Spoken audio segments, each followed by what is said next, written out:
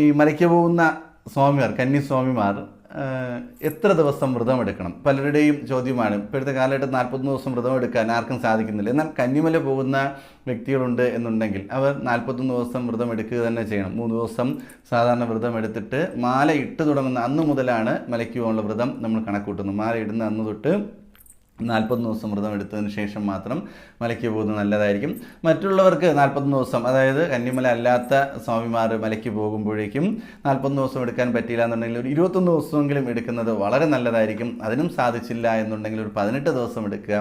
ഏറ്റവും കുറഞ്ഞത് 12 ദിവസമെങ്കിലും നിങ്ങൾ മാലയിട്ട് മുദ്രമാല ധരിച്ച് വ്രതമെടുത്ത് തന്നെ മലയ്ക്ക് പോകണം. ഇതിൽ കുറഞ്ഞ് വ്രതമെടുക്കുന്നത് തെറ്റാണ്. 12 ദിവസം മാലയിട്ട് കഠിന വ്രതമെടുത്ത് നിങ്ങൾ മലയ്ക്ക് പോയി ഭഗവാനെ തൊഴുതാൽ മാത്രമേ ആ ദർശനത്തിൽ നിന്നുമല്ലാതെ നമ്മുടെ ജീവിതത്തിൽ ഒരുപാട് പോസിറ്റീവായിട്ടുള്ള അനുഭവങ്ങൾ നമുക്ക് തൊട്ടറിയുവാൻ സാധിക്കും.